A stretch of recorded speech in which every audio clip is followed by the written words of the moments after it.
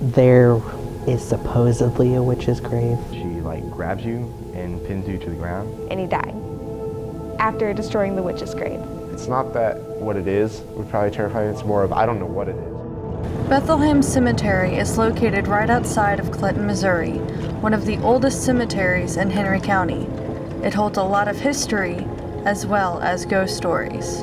Legend has it that the cemetery holds a witch's grave, and while its stories tend to vary, legends have an uncanny way of holding some truth.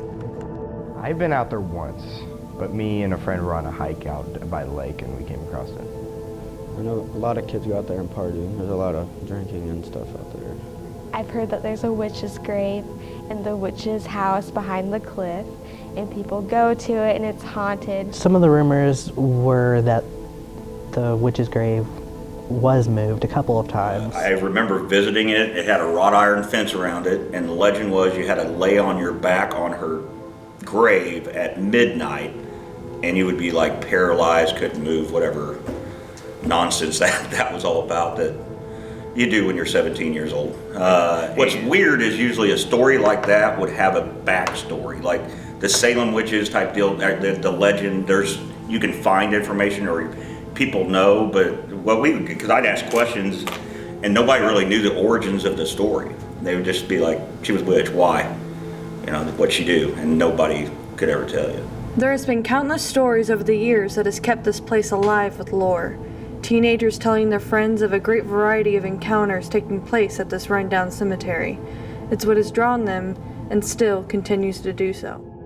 Was a couple of rumors flying around that a group of, some would call them KKK members, Satanists, just a spiritual group that meets out there. The Ku Klux Klan goes out there and they have meetings. I've had buddies go out there and they've been shot at.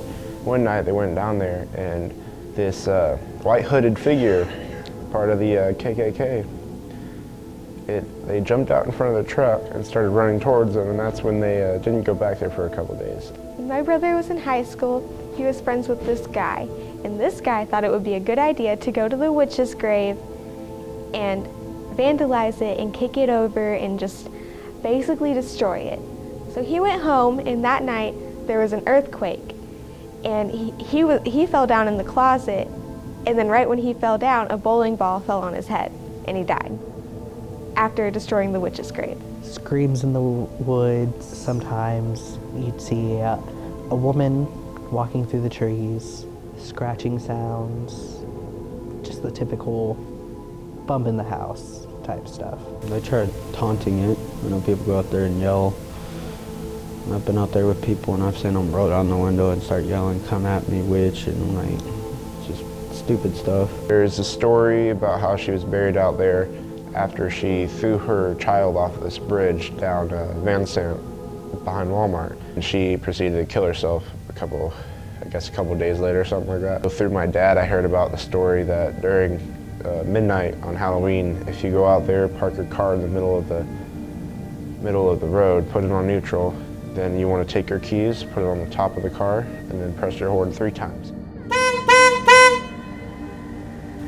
When you do that, you're supposed to hear a baby crying and then proceed to see a white-dressed woman. Either way, day or at nighttime, you get this uneasy feeling being out there. In hearing their responses, the most intriguing stories I heard about were this witch's grave, and the best way to see for yourself is to find it.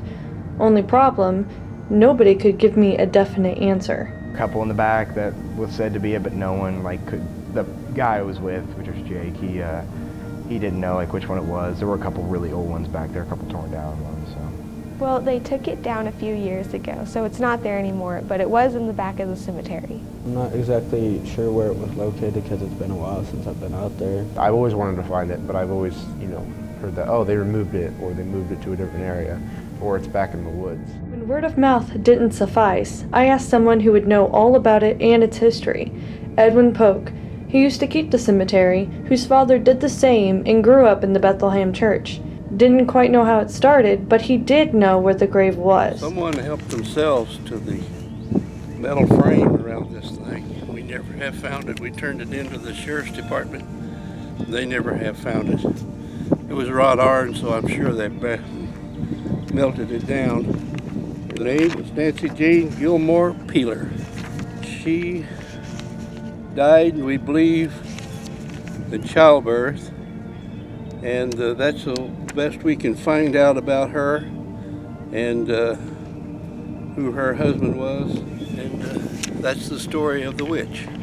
Edwin was kind enough to give me a tour of the cemetery, and while what's known about Nancy Jane is very minimal, he was able to tell me about other people that have quite the spooky stories themselves. James Lee and his wife came to Henry County and settled up north here, and he started the Bethlehem Church in his home. He had 2 sons in the Confederacy.